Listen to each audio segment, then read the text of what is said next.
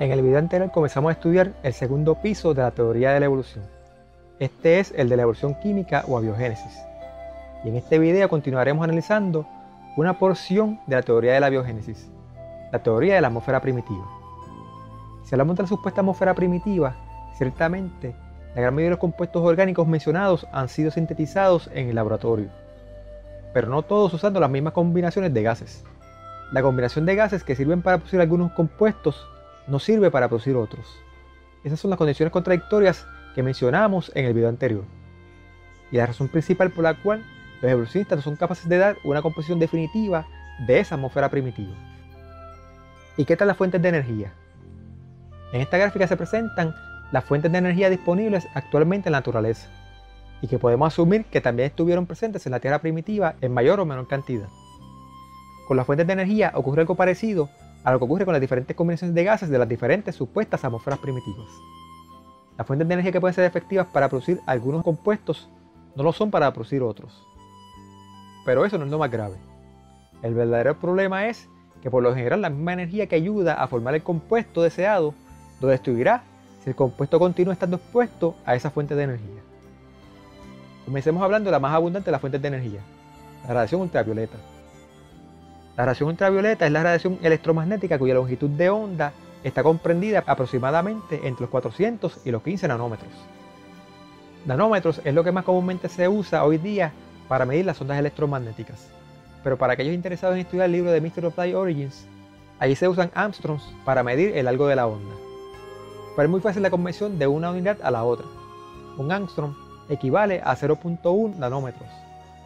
Solo hay que correr el punto decimal un espacio para cambiar del uno al otro. Por ejemplo, 2000 angstroms equivale a 200 nanómetros. Y no confunda la amplitud de onda con la frecuencia de la onda. Son dos cosas diferentes. La amplitud se mide en metros, o nanómetros en este caso, y la frecuencia en hertz. Cuando la amplitud de la onda aumenta, la frecuencia disminuye, y viceversa. Aquí solo estaremos haciendo referencia a la amplitud de la onda, para diferenciar el tipo de radiación ultravioleta. Por lo general, la radiación ultravioleta se divide en diferentes grupos según la amplitud de la onda. Para efectos de nuestra discusión, la dividiremos en dos grupos: la luz ultravioleta de onda larga, de 200 nanómetros para arriba, y la luz ultravioleta de onda corta, de 200 nanómetros para abajo. Todos sabemos del daño que nos puede causar la luz ultravioleta, pero no todos sabemos que mientras más corta es la onda de radiación ultravioleta, más profundo penetra en nuestra piel. Si seguimos bajando hasta llegar a una onda por debajo de los 10 nanómetros, ya estamos hablando de ondas capaces de traspasarnos completamente. Pero a esta radiación ya no se le llama ultravioleta sino rayos X. Por suerte, la capa de ozono, que no es otra cosa que moléculas compuestas por 3 átomos de oxígeno, detiene un 95% de la radiación ultravioleta de 320 nanómetros hacia abajo. Ya que tenemos una comprensión básica de lo que es la radiación ultravioleta, veamos cuáles serían los efectos reales de la luz ultravioleta sobre la supuesta atmósfera primitiva, en un ambiente natural, libre de la manipulación presente en los experimentos de laboratorio. En condiciones naturales, lo que podríamos esperar que ocurriera es que la mayoría de los gases que se presume existieron en gran concentración en la atmósfera primitiva fueran disminuidos por la luz ultravioleta de onda corta, 200 nanómetros hacia abajo. Si vamos a la gráfica de las fuentes de energía disponibles actualmente en la naturaleza, veremos que la energía proveniente de la luz ultravioleta de onda corta en la actualidad es muy pequeña. Ahora, recuerden que en la atmósfera primitiva no había oxígeno, y por ende, tampoco había ozono, que es lo que principalmente no permite que la radiación ultravioleta penetre inmisericordiamente en nuestra atmósfera hoy día.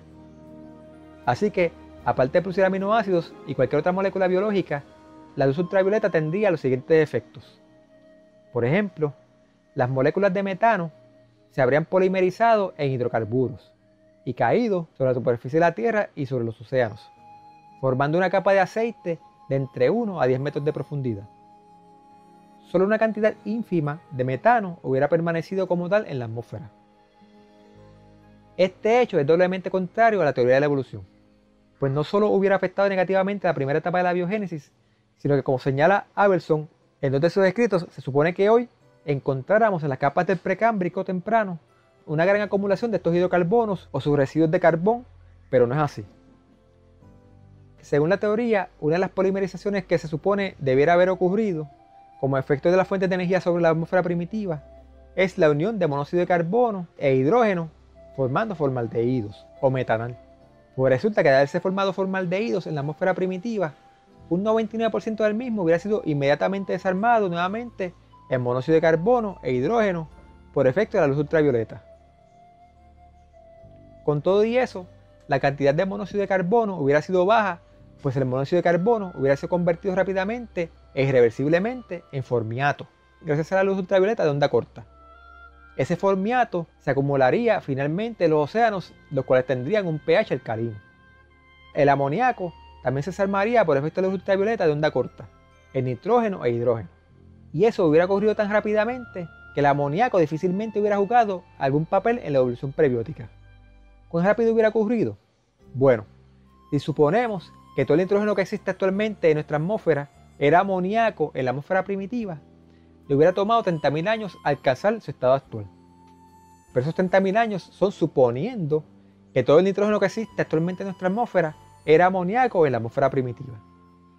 Tengamos en cuenta que nuestra atmósfera actual es 3/4 partes nitrógeno. Pero si la cantidad de amoníaco en la atmósfera primitiva era igual a la que estima Carl Sagan en la página 224 de Nature, ya no estamos hablando de 30.000 años, sino de solo 10 años que le tomaría al amoníaco desarmarse en hidrógeno y nitrógeno.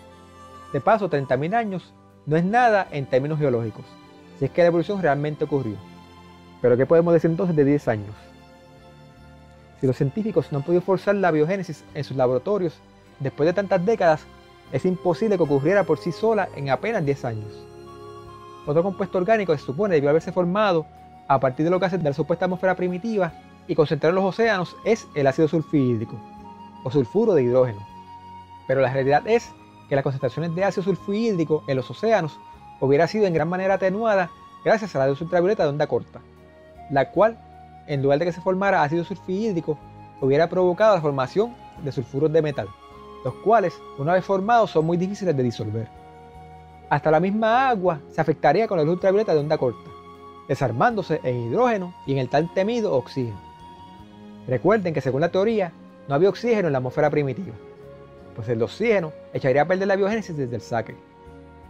Según la teoría de la evolución, el oxígeno apareció en nuestra atmósfera después del surgimiento de la vida, cuando las primeras formas de vida lo produjeron mediante fotosíntesis. Pero la realidad es que si esa supuesta atmósfera primitiva, en la que no había otro oxígeno que el que se encontraba en el vapor de agua, realmente hubiera existido, ese vapor de agua hubiera sido descompuesto por la luz ultravioleta en hidrógeno y oxígeno. Experimentos acerca del efecto de la luz ultravioleta en el agua, realizados en el Apolo 16, llevaron a Carl Rutgers, principal autor de dicha investigación, a declarar que el efecto de la luz ultravioleta sobre el agua pudo haber sido la principal fuente de oxígeno existente en nuestra atmósfera, y no la fotosíntesis. Obviamente a Carl Rutgers le cayeron chichos por tal blasfemia, y para no ser excomulgado se retractó diciendo que la luz ultravioleta pudo haber producido solo un 1% del oxígeno de nuestra atmósfera. El asunto es que aunque la cantidad de oxígeno fuera no un 1%, sino un 0.1 de la actual, eso sería suficiente como para que se formase una capa de ozono. Y de ser así, un 95% de la luz ultravioleta, con una amplitud de onda por debajo de 320 nanómetros, hubiera logrado entrar a la atmósfera, dejando la evolución sin una de sus principales fuentes de energía. ¿Por qué es tan importante que no hubiera oxígeno en la atmósfera primitiva? Bueno, aparte de que pudo haber hecho estallar el aparato de Miller, los aminoácidos o cualquier otra molécula biológicamente apropiada se hubieran destruido rápidamente ante la presencia de oxígeno. No solo los aminoácidos, sino también los monosacáridos, los ácidos grasos y las bases nitrogenadas. Todas esas moléculas tienden a mezclarse con el oxígeno o a desarmarse ante la presencia de este y combinarse con él en moléculas más simples. Eso es lo que se conoce como oxidación. Podemos decir que el oxígeno es el parejo con el cual todas las otras moléculas quieren bailar. Por eso los evolucionistas procuran sacarlo del panorama, para que las moléculas se vean obligadas a bailar con otros parejos. Los experimentos de laboratorio de Miller y demás son algo así como un baile en un colegio de señoritas, donde las niñas tienen que bailar con otras niñas, no porque sea natural, sino por falta de chicos. Eliminan el oxígeno con el cual las otras moléculas se unirían sin mayor esfuerzo, y se obliga a esas moléculas a unirse entre sí de manera forzada, ya sea usando electricidad, calor, luz ultravioleta o alguna otra fuente de energía. El asunto de la existencia de oxígeno en la supuesta atmósfera primitiva es controversial y a la vez absolutamente necesario para la teoría de la evolución, pues la presencia de oxígeno simplemente haría imposible una evolución química. Pero sigámosle la corriente a los evolucionistas. Olvidemos del oxígeno por el momento y asumamos que no había nada de oxígeno en la atmósfera primitiva. Pues sepa usted que eliminar el oxígeno no necesariamente elimina todos los problemas. Todas las combinaciones de gases que pretenden simular la supuesta atmósfera primitiva usan una gran cantidad de metano, muchísimo mayor a la que existe actualmente en nuestra atmósfera. El problema es que el metano también absorbe la radiación ultravioleta de onda corta. Y aunque la cantidad de metano en la atmósfera primitiva fuera no mayor, sino exactamente igual a la atmósfera actual, la luz ultravioleta de onda corta sería también grandemente absorbida. Por ejemplo, la radiación ultravioleta de 145 nanómetros sería totalmente absorbida 30 kilómetros antes de llegar a la superficie del planeta. De modo que cualquier síntesis de moléculas biológicas por acción de la luz ultravioleta tendría que haber ocurrido a unos 30 kilómetros de altura. Esas moléculas, de haberse formado, tardarían unos 3 años en descender hasta los océanos, lo que significa que durante 3 años estarían expuestas a la radiación ultravioleta de onda larga. Si de alguna manera milagrosa alguna molécula de aminoácido lograra llegar a los océanos, sepa usted que la luz ultravioleta de onda larga penetra unas cuantas decenas de metros por debajo de la superficie del agua. Y si tenemos en cuenta que los océanos no son agua estancada, sino que sus corrientes mantienen el agua en constante movimiento, de manera que aún las aguas que llegan a los más recónditos de las profundidades del océano, en su debido tiempo llegarán a estar en la superficie, la posibilidad de que los océanos alguna vez llegaran a ser una vasta sopa orgánica, como pretende la teoría de la evolución, sería imposible a no ser que algo milagroso o extraordinario que hasta hoy desconocemos hubiera ocurrido. Lo que hemos dicho respecto a la luz ultravioleta no es algo recientemente descubierto. Pringle lo dijo en el 1954, en New Biology. ¿Quiere decir esto que los posteriores experimentos donde se sintetizó material orgánico usando luz ultravioleta prueban que Pringle estuviera equivocado? La respuesta es no. Y es que hay un truco envuelto en el asunto de crear compuestos orgánicos en el laboratorio usando luz ultravioleta. Y el truco es el siguiente. Recuerden, la luz ultravioleta comprende la radiación electromagnética cuya longitud está entre los 400 y los 15 nanómetros. Pero cuando hablamos de experimentos en laboratorio usando luz ultravioleta, no estamos hablando de la radiación entre los 400 y los 15 nanómetros. Los científicos solo usan luz ultravioleta de onda corta, entre los 200 y los 100 nanómetros. Esa es la que da los resultados deseados. Claro está, esos resultados se obtienen manipulando los gases, la fuente de energía y el tiempo para que actúen en el momento preciso, con la fuerza precisa y por el tiempo preciso. Pero a la misma vez, esa luz ultravioleta de onda corta, que con la asistencia de los científicos logra formar compuestos orgánicos, es la misma que si no es controlada arbitrariamente, como ocurre en los experimentos de laboratorio, reduciría los gases de la supuesta atmósfera primitiva, eliminando gases como el metano y el amoníaco, e incluso produciendo el tan temido oxígeno. Por otra parte, tenemos la luz ultravioleta de onda larga, que los científicos deliberadamente excluyen de sus experimentos, pero que en realidad hubiera estado penetrando la supuesta atmósfera primitiva e incluso decenas de metros por debajo de la superficie del agua, destruyendo cualquier compuesto orgánico que a duras penas hubiera podido formarse por sí solo. Si vamos a ser honestos, habría que replantearse el papel de la radiación ultravioleta en la biogénesis. ¿Debemos considerar la luz ultravioleta como una fuente de energía que contribuyó a que la biogénesis pudiera ocurrir? ¿O como un obstáculo a ser eliminado para que la biogénesis pudiera ocurrir? Pasando a otras fuentes de energía, al estudiar el calor, otra de las fuentes de energía que se supone ayudó para que ocurriera la biogénesis, nos encontramos con un dilema en cuanto a cuál era la temperatura de la Tierra hace 3 a 4 billones de años atrás. Según los geólogos, la Tierra debería de estar bastante caliente hace 3.5 billones de años, cuando se supone que la biogénesis ocurrió. Pero Miller y otros que realizaron experimentos similares concluyeron que la biogénesis no pudo haber ocurrido si la temperatura del agua era mayor a 77 grados Fahrenheit. Bueno, que la Tierra fuera más caliente es lo que dicen los geólogos, pero aunque la geología dice que la Tierra era más caliente, según la astronomía, para esa época el Sol solo irradiaba un 60% de lo que irradia en la actualidad. Y dependiendo cuál fuera la combinación de gases de la supuesta atmósfera primitiva y el efecto invernadero que dichos gases pudieran tener, estaríamos hablando de unos océanos totalmente congelados o si acaso líquidos en la región del Ecuador. Aunque una temperatura de 0 grados centígrados es favorable para que moléculas biológicas tengan una vida más larga, estar en el hielo reduce la probabilidad de que dichas moléculas puedan reaccionar entre sí para formar macromoléculas más complejas, debido a que es difícil moverse cuando se está dentro de hielo. ¿Cuál entonces era la temperatura de la superficie del planeta para aquel entonces?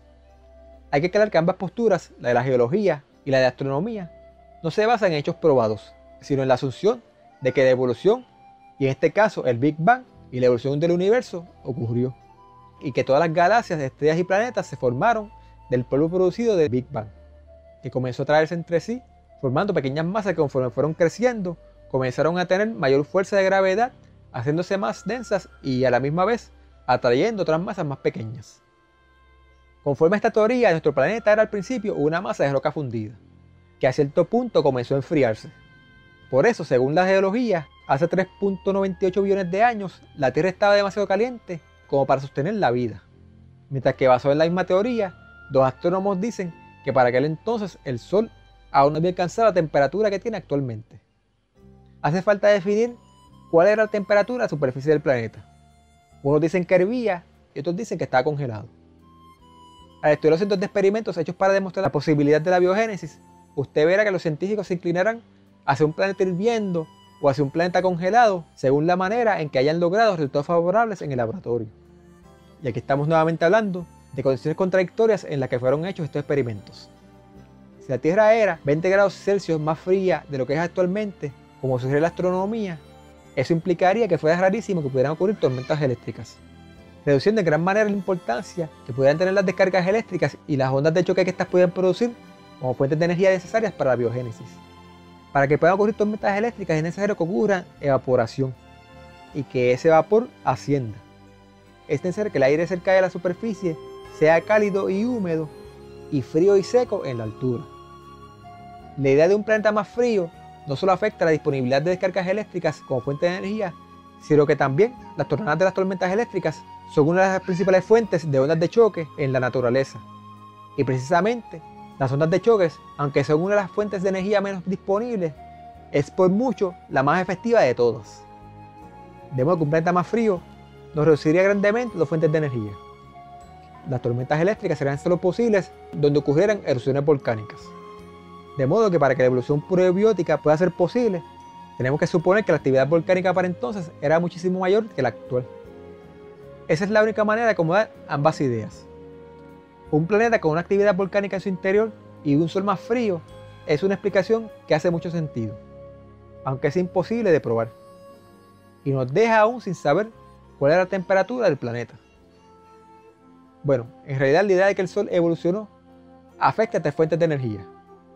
No solo la electricidad y las ondas de choque serían grandemente reducidas, sino que se afectaría la cantidad de luz ultravioleta. Bueno, es lógico suponer que la radiación ultravioleta también se reduciría. Eso, en vez de contraproducente, sería favorable para la biogénesis. Pues permítame decirle que no. Hay un hecho que ocurre en la naturaleza y que no puede ser negado, a menos que desechemos la teoría del Big Bang y de la evolución de los astros. Según esa teoría, nuestro Sol ha ido evolucionando desde su formación. Como mencionamos, las ideas evolucionistas de la astronomía sostienen que hace unos 4 billones de años, cuando el Sol era más joven, solo irradiaba un 60% del calor que irradia en la actualidad. El asunto es que si todo eso de la evolución estelar es cierto, el que el Sol fuera más frío no sería la única diferencia. Ya para 1982 se habían identificado muchas estrellas que, según la teoría del Big Bang y la evolución estelar, son similares a como debe haber sido nuestro Sol hace unos 4 billones de años atrás. ¿Y sabe qué? Esas estrellas emiten 10.000 veces más radiación ultravioleta que nuestro Sol. Si la teoría del Big Bang y la evolución de los astros es cierta, eso quiere decir que nuestro Sol no solo era más frío, sino que producía una cantidad muchísimo mayor de radiación ultravioleta. Pero en fin, habría que ver quién tiene razón sobre cuál era la temperatura de la Tierra hace 4 billones de años, si la geología o la astronomía. Si les interesa saber mi opinión, yo les diré que ninguna de las dos. El caso es que la lista de contrariedades sigue y sigue. Calor, luz ultravioleta, truenos, relámpagos, sin importar cuál sea la fuente de energía, una realidad que los evolucionistas viven negando es que todas y cada una de esas fuentes de energía son muchísimo más efectivas destruyendo compuestos orgánicos que formándolos. La única manera en que compuestos orgánicos pueden ser formados por la acción de estas fuentes de energía sin que sean luego destruidos por la misma fuente de energía es que un ente externo, no natural, ponga a cada compuesto a salvo, librándolo de la fuente de energía que los creó. Eso solo lo vemos ocurrir en el laboratorio, donde el científico es ese ente externo que de manera sobrenatural pone los compuestos a salvo una vez formados.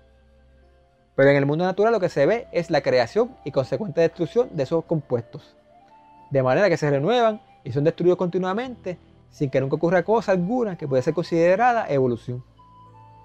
Si los experimentos de Miller, Orgel y todos los demás han probado algo, es que hace falta una mente inteligente para poder producir algo de orden a partir del caos.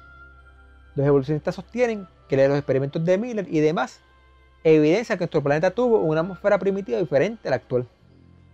Pero eso no es cierto.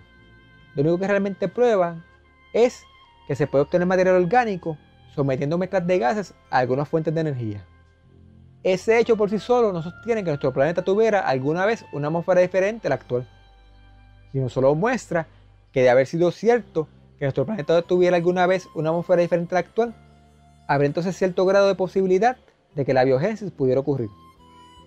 De igual manera, los evolucionistas sostienen que los experimentos de Miller y demás evidencian que no había oxígeno en la atmósfera primitiva, cualquiera que está afuera. Pues no importa cuál sea la combinación de gases ni la fuente de energía que se utilicen en los experimentos, la adición de la más minúscula cantidad de oxígeno detiene por completo cualquier producción de material molecular biológico. Pero eso en realidad no prueba que hubiera alguna vez una atmósfera diferente a la actual en la cual no hubiera oxígeno.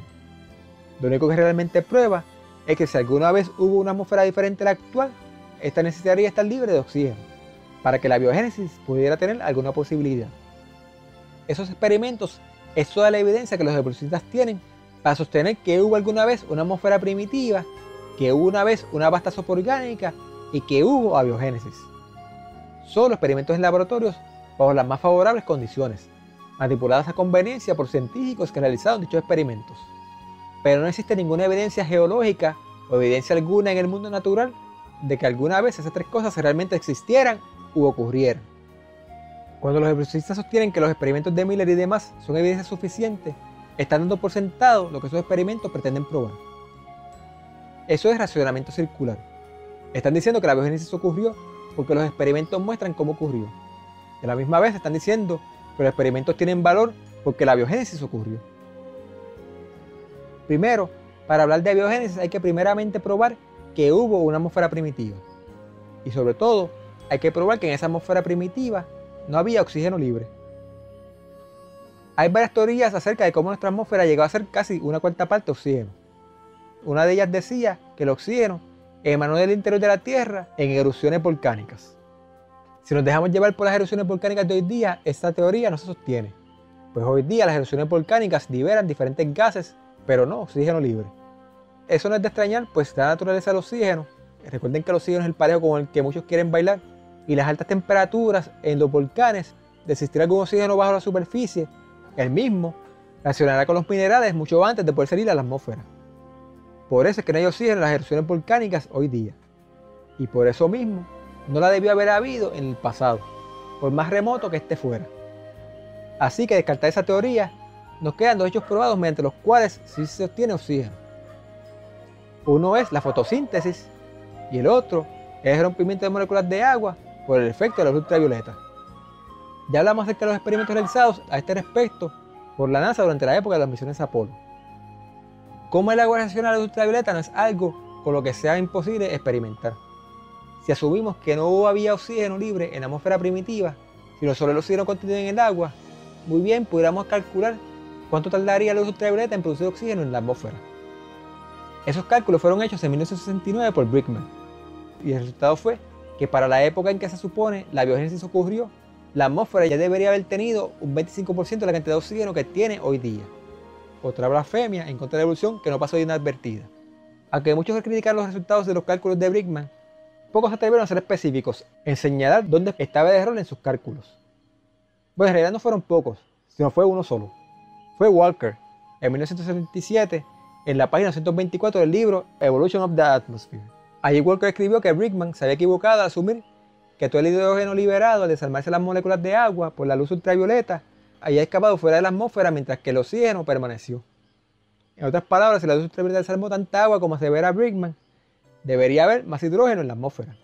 Pues en realidad Brickman no se había equivocado de la manera que dijo Walker, sino que el equivocado era Walker. al exagerar grandemente la cantidad de hidrógeno liberado a la atmósfera por erupciones volcánicas. Ya veremos más adelante dónde está ese hidrógeno faltante. En 1981, Carver recalculó cuánto oxígeno pudo haber existido en la atmósfera cuando la biogénesis ocurrió. Carver, por supuesto, asumió un escenario más favorable para la evolución y obtuvo como resultado que para aquella época debía haber un 10% de la cantidad de oxígeno que existe actualmente. Esa cantidad es menor que el 25% calculado por Brickman, pero aún sigue siendo devastador para la biogénesis. Como ya dijéramos, así hubiera solo un 0.1% del oxígeno libre que existe en la actualidad, la biogénesis no ocurriría. Así que durante la década de los 80, los evolucionistas siguieron asumiendo escenarios cada vez más favorables para la teoría hasta poder lograr bajar el porcentaje de oxígeno cerca de 1/1000ª por parte de la cantidad actual. Pero no piense que a este punto los evolucionistas se han salido con la suya. Pues hay un hecho que mencionamos hace un rato que ocurre en la naturaleza y que no puede ser negado, a menos que se deseche la teoría del Big Bang y de la evolución de los astros. Y es la cantidad de estrellas que, según la teoría del Big Bang y la evolución de los astros, son similares a como debió haber sido nuestro Sol hace unos 4 billones de años atrás. Esas estrellas emiten 10.000 veces más radiación ultravioleta que nuestro Sol. Eso quiere decir que nuestro Sol producía suficiente radiación ultravioleta como para que la descomposición del agua en hidrógeno y oxígeno libre fuera de 10.000 a 1.000.000 de veces mayor a cualquier cálculo hecho al respecto desde Brinkman para acá. Es obvio que hay un error en alguna parte. O si había oxígeno en la atmósfera primitiva, debido al efecto de los ultravioletas sobre el vapor de agua, o la evolución estelar como la presenta la teoría del Big Bang está equivocada. Otro hecho que contradice la idea de que no había oxígeno en la atmósfera primitiva, sino que el oxígeno libre llegó a la atmósfera después del surgimiento de la vida, cuando los primeros organismos vivos la produjeron debido a los procesos de fotosíntesis, es que durante la misión del Apolo 16 tomaron fotos con cámaras ultravioletas y las espectrografías mostraban una masiva nube de hidrógeno atómico que envuelve la Tierra y se extiende hacia el espacio unas 40.000 millas. Esa nube de átomos de hidrógeno es evidencia de que una gran cantidad de vapor de agua ha sido desarmada en hidrógeno y oxígeno por acción de la luz ultravioleta en las altas capas de la atmósfera. Ahí está el error de Walker. Él decía que Brinkman se había equivocado porque de haber tenido razón debería haber más hidrógeno en la atmósfera del que hay actualmente. Pero lo que ocurre es que al descomponerse el agua en hidrógeno y oxígeno, una gran cantidad de hidrógeno escapa al espacio. Como dijéramos, Caruthers, el científico a cargo de las investigaciones en la misión de Apolo 16, primero dijo que la fotólisis o desasociación del agua causada por la luz ultravioleta había sido la principal fuente de oxígeno y no la fotosíntesis. Pero luego, ante las críticas de sus colegas evolucionistas, se retractó diciendo que solo un 1% del oxígeno se produjo por fotólisis. Pero ese 1% fue estimado usando como ejemplo el porcentaje de fotólisis que ocurre actualmente. El problema es que actualmente tenemos una capa de ozono, pero si al principio no había oxígeno, eso quiere decir que la fotólisis debía haber sido mayor hasta que produjo suficiente oxígeno como para que se formara una capa de ozono. El asunto es que por más vueltas que los evolucionistas le den al asunto del oxígeno y la luz ultravioleta, el tiro nunca va a salir por donde ellos quieren. El resultado siempre será más oxígeno del que sugiere la teoría, y luz ultravioleta haciendo más daño que bien. Ahora, si la fotólisis produjo oxígeno hasta que se formó una capa de ozono hace unos 2.7 billones de años, eso quiere decir que después que la capa de ozono se formó, la cantidad de oxígeno producido por fotólisis también debió bajar a niveles similares a los actuales. Si la capa de ozono se formó cuando solo había entre un 1 a un 0.1% de la cantidad de oxígeno actual, ¿de dónde entonces surgió el resto del oxígeno? ¿Continuó surgiendo poco a poco después de formar la capa de ozono? ¿Lo produjeron los organismos vivos por fotosíntesis? ¿O fue una combinación de ambos? Como sea que haya sido, Shklovsky, estudiando la composición isotópica de los carbonos, mostró que no ha habido cambios en la misma en los pasados 3 billones de años. Si la atmósfera tenía en algún momento solo un 1 o un 0.1 del oxígeno actual, y esa cantidad fue aumentando poco a poco hasta que el oxígeno llegó a constituir un 21% de la atmósfera, el estudio de Shklovsky debiera haber mostrado que hubo cambios. Esto evidencia que hace 3 billones de años ya había la misma cantidad de oxígeno que ahora. O sea que mientras algunos evolucionistas teorizan que hace 2.7 billones de años había un 1% de la cantidad de oxígeno que hay hoy día, el estudio de Shklovsky dice que había la misma cantidad de oxígeno que en la actualidad. No 2.7 billones de años atrás, sino 3 billones de años atrás. ¿A quién creerle? Si nos dejamos llevar por la evidencia que presenta la paleontología, evidencia de organismos vivos en rocas que se supone tienen más de 3 billones de años de antigüedad, eso más bien confirma los resultados de Shklovsky. Hagamos un análisis a manera de resumen. Hace unos 4.6 billones de años se supone que la Tierra se enfrió lo suficiente como para que hubiera agua en estado líquido. Antes de eso, se supone que solo hubiera agua en estado gaseoso, o sea, vapor de agua. Ahora, desde el momento en que la Tierra tuvo suficiente fuerza gravitacional para evitar que el vapor de agua escapara al espacio, esa agua se supone que estuvo expuesta a la luz ultravioleta de un sol más joven, que era 10.000 veces mayor a la radiación ultravioleta actual. Pero con todo y eso, se supone que cuando todo estuvo como convenía para el surgimiento de la vida, aún no había oxígeno libre en la atmósfera, a pesar de los billones de años de exposición del agua a una luz ultravioleta 10.000 veces mayor a la actual. Si usted es suficientemente ingenuo para creer eso, créalo. Pero que conste que lo está creyendo por fe y no porque exista evidencia empírica al respecto. La evidencia a lo que apunta es a que siempre ha habido oxígeno en la atmósfera de la Tierra y que si la vida realmente surgió por generación espontánea, lo hizo bajo condiciones similares a las actuales. Cabe entonces preguntarse por qué hoy en día no continúa generándose vida espontáneamente. El mero hecho de que a veces todas estas fechas y cantidades no puedan ser establecidas de forma definitiva debería ser suficiente para no enseñar la biogénesis como si fuera un hecho probado. Y si a eso le añadimos cómo diferentes estudios y hallazgos se contradicen unos a otros, es obvio que lo que hay detrás de todo esto es un deseo de conocer la verdad, sino de imponer lo que se cree verdad. Quiero aclarar que no estamos abogando por ninguno de los escenarios antes mencionados. Primero, porque la vida no surgió hace billones de años, y no hace solo 6.000 años. Antes de eso, la Tierra estaba cubierta de agua y en total oscuridad. Nada de luz ultravioleta. Claro, yo no tengo evidencia empírica para probar eso, pero los evolucionistas tampoco la tienen para probar lo contrario. ¿Y qué de las rocas fechadas en billones de años?, diría usted. Bueno, de eso hablaremos en videos futuros, pero ninguno de los escenarios antes señalados refleja nuestra opinión respecto a la cantidad de oxígeno o luz ultravioleta al momento en que apareció la vida sobre nuestro planeta. Nuestra opinión no es que hubiera más oxígeno de lo que postula la teoría de la evolución. Nuestra opinión es que había más oxígeno incluso que el que hay actualmente. Y de eso sí tenemos evidencia empírica que a su tiempo mostraremos. Pero no quiero adelantarme. Nosotros continuaremos yendo paso a paso por todo el proceso evolutivo. Muchos han tratado de producir evidencia geológica analizando la proporción de minerales oxidados y no oxidados en las capas sedimentarias. Pero la interpretación de esos datos envuelve dos preguntas básicas. Primero, ¿cuánto tarda un mineral en oxidarse? Y segundo, ¿por cuánto tiempo estuvo el mineral en cuestión expuesto a la atmósfera durante su formación? O quizás durante su transporte y depósito. La respuesta a la primera pregunta va a estar sujeta a la cantidad y presión del oxígeno disponible, y a la respuesta a la segunda pregunta. Y la segunda pregunta requiere que sepamos si el mineral estuvo expuesto a la atmósfera durante su formación, porque ya pudo haberse formado sin estar expuesto, pero haber sido expuesto después de formado, cuando fue transportado y depositado. Eso deja mucho que suponer. El asunto es que hay formas en que aunque haya oxígeno en la atmósfera, no ocurre oxidación. Lo difícil sería que ocurra oxidación sin que haya oxígeno.